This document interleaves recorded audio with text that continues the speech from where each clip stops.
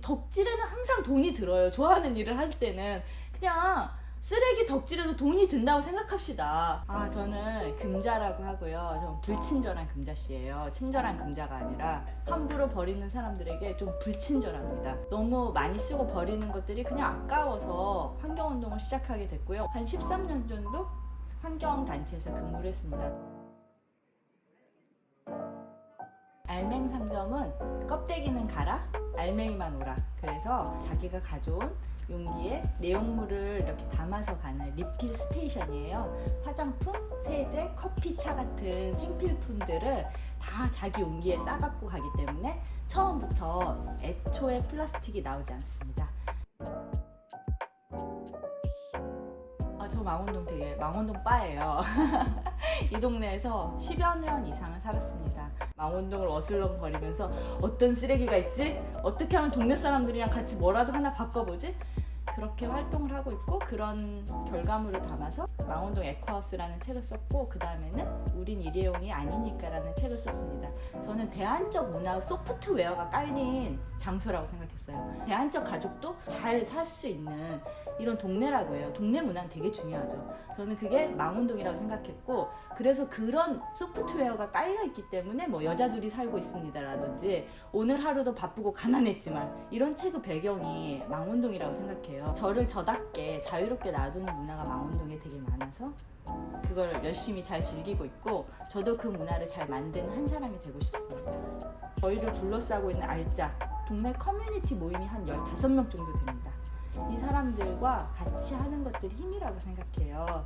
그리고 많은 제로웨이스트 샵들이 생겼지만 커뮤니티, 동네에 기반을 두고 같이 캠페인을 한 2년 이상 자원활동을 하다가 상점 비즈니스 모델로 건너온 경우는 거의 많지는 않아요. 이 샵을 열었을 때는 저희가 진짜 이용하고 싶은 샵이었어요. 화장품하고 세제 같은 것들은 망원시장을 아무리 뒤져도 리필할 수 없어요.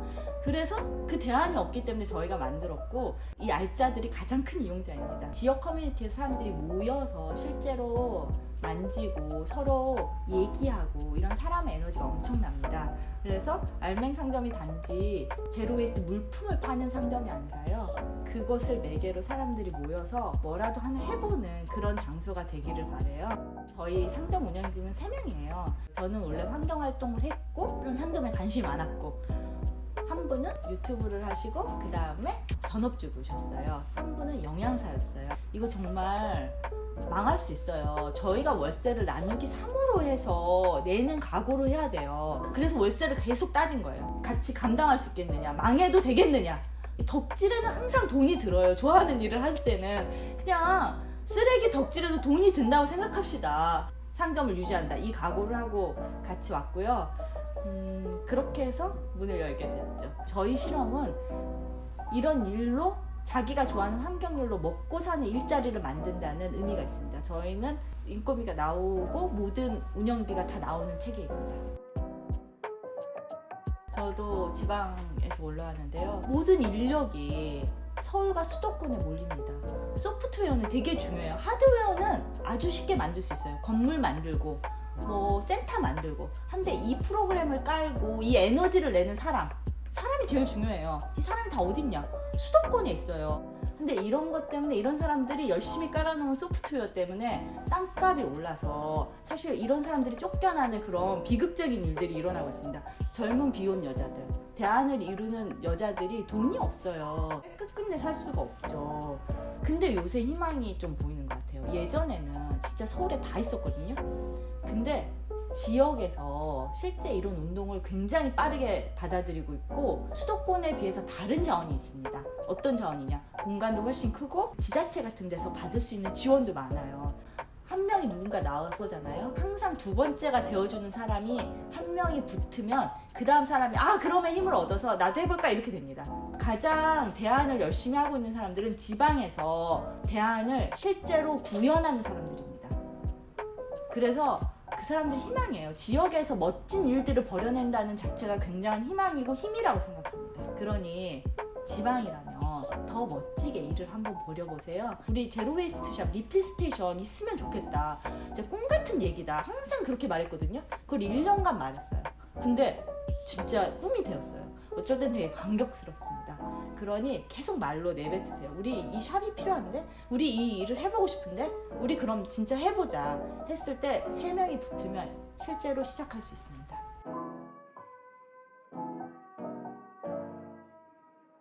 한국어 정책들은 굉장히 발빠르게 변합니다. 이거 다이나믹 코리아예요, 정말. 그래서 플라스틱 규제도 얼마나 많이 빨리 척척척 나가는지 몰라요. 제도들을 해보려고 진짜 노력하는 게 느껴집니다. 한국은 분리수거율이 세계 2위예요. 근데 저는 디테일이 부족하다고 생각해요. 분리수거는 열심히 해야 돼. 분리배출은 열심히 해야 돼. 실제 질관리가 안 되는 거예요. 엉망으로 분리배출하죠. 그러니 정말 재활용이 되냐? 그렇진 않습니다. 분리배출한 것들이 절반이 버려집니다. 디테일이 부족한 대표적인 예예요. 그럼 어떻게 하면 되냐? 사회적 흐름을 만들면 굉장히 또 빨리 가거든요. 저희는 덕후가 아닌 사람들도 일회용 빨대를 쉽게 거절하고 다른 대안들을 많이 쓸 수 있는 그런 사회를 만들어내야 됩니다. 그런데 이 사회 누가 만드냐? 이 정책 누가 만드냐? 소비자가 움직이지 않으면 유통과 생산 단계를 어떻게 바꿔요? 소비자들이 목소리를 내주고 시민들이 이 활동을 자기 목소리로 자기 일로 여기고 나서줘야지 실제 정책이 힘을 받고 나갈 수 있습니다. 다들 환경활동가는 어떻게 되는 거냐? 너는 뭐 어렸을 때 되게 자연에서 참 감수성이 발달했나 보다, 그런 경험을 했나 보다. 전혀 아니고요. 오로지 공부를 해서 서울로 가는 게 목표였어요. 근데 서울에 왔더니 되게 멋진 여자들이 너무 많은 거예요, 학교에. 저는 그래서 화장실에서 페미니즘 교지를 발견해서 우연히 페미니즘 교지를 봤는데 너무 있어 보이는 말들이 많은 거예요. 여기를 한번 들어가야겠다. 나도 글을 쓰고 싶은데, 이 마음으로 여기를 찾아가서 페미니즘 교지에서 활동을 하게 됐어요. 이때 너무 멋있는 사람들을 만났어요. 저런 생각을 할 수 있고 저렇게 살 수 있고, 그런 배짱이 생겼어요. 그런 배짱이 생겨서 나도 그렇게 살아봐야 되겠다 해서 환경활동가가 됐어요. 여성의 시각, 소수자의 시각, 다른 시각으로 세상을 보는 감수성을 익히는 게 바로 페미니즘이라고 생각해요. 세상의 절반인 여성들을 차별했던 그 원리로 어떤 것들을 차별하고 있고 어떤 사람들을 배제하고 심지어 그 논리로 자연을 배제하고 있는지 보는 거, 이게 페미니즘의 시각이고 그게 사람들을 연대하게 하고 자유롭게 한다고 생각합니다. 그런데 여성으로서 눈을 가지게 될 때, 소수자의 눈으로 가지게 될 때 하나는 그거에 대해서 제일 처음에 분노하게 되죠. 어떻게 이런 불평등이 있을 수가 있어? 어떻게 똑같이 일하는데 60% 월급만 받을 수가 있어? 어떻게 이렇게 차별받을 수가 있어? 이렇게 분노하는 힘을 다른 대안을 만드는 힘으로, 연대하는 힘으로 승화시키지 않으면 거기서 멈춥니다.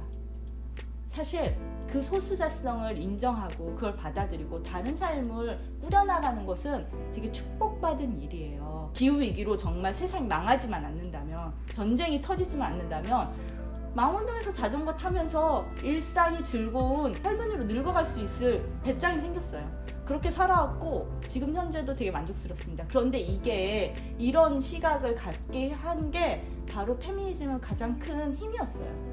다른 세상을 가져갈 수 있는, 자기가 자기대로 살 수 있는 힘을 주는 가장 큰 자산이었어요. 축복으로 받아들이고 있습니다. 사람들이 기후위기 우울증을 앓는다고 해요. 그러면서 저한테, 야 너는 지구가 망할 건데 뭘 그렇게 열심히 하냐, 그냥 남은 생애라도 우리 즐겁게 살고 가자, 이러면은 제가 말하죠. 나 같은 사람은 지금까지 비행기 여행도 되게 많이 했어.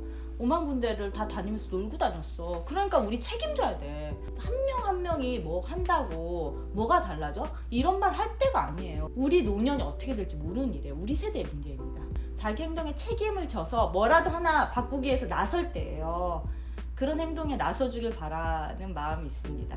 인스타라든지 SNS라든지 이런 것들을 보면 막 제로웨이스트 해시태그가 나오고 용기의 해시태그가 나오죠. 진짜 놀라워요. 전 밀레니엄 세대의 가장 큰 공로가 팔뚝질하는 운동을 조끼 입고 하는, 쪼끼쪼끼 하는 그런 투쟁을 일상으로 끌어들여서 굉장히 힙하게 만든 거예요. 밀레니얼 세대들이 일상의 민주화를 이루려고 노력하고 있습니다. 인권운동, 동성애운동, 동물권운동, 비건운동, 채식운동, 그리고 제로웨이스트 운동. 이 모든 것들을 즐길 수 있는 힙한 문화의 형태로 라이프 스타일 운동으로 승화시켰어요. 그리고 이 방향이 많은 사람들이 같이 할 수 있는 대중적인 방향이라고 생각합니다. 쓰레기 줄이는 삶, 제로 웨이스트 할 때 가장 중요한 게 뭐냐? 그럼 너는 어떻게 하냐? 전 첫 번째는 되게 쉽다. 필요하지 않으면 거절해라. 그것만 해도 많은 쓰레기를 줄일 수 있다고 말씀드려요. 자기가 필요하지 않는 것에 대해서는 거절하시면 됩니다.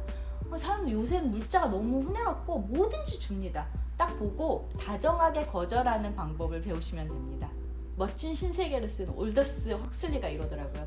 자기가 오래 살아봤더니 너무 허무하게도 45년간 연구를 했더니 가장 중요한 게 뭐냐 인생에서 다른 사람에게 다정한 사람이 되는 거라고 썼어요.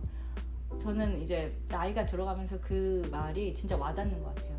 다른 사람에게 다정한 사람이 되려고 노력하는 것. 제가 못 그러기 때문에 더 와닿는 것 같아요.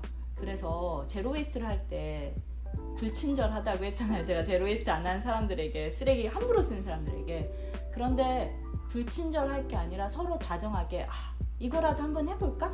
다정하게 말 거는 거. 오늘은 이렇게 했지만 다른 사람이 변할 가능성, 내 스스로 변할 가능성을 믿고 다정하게 접근하는 거.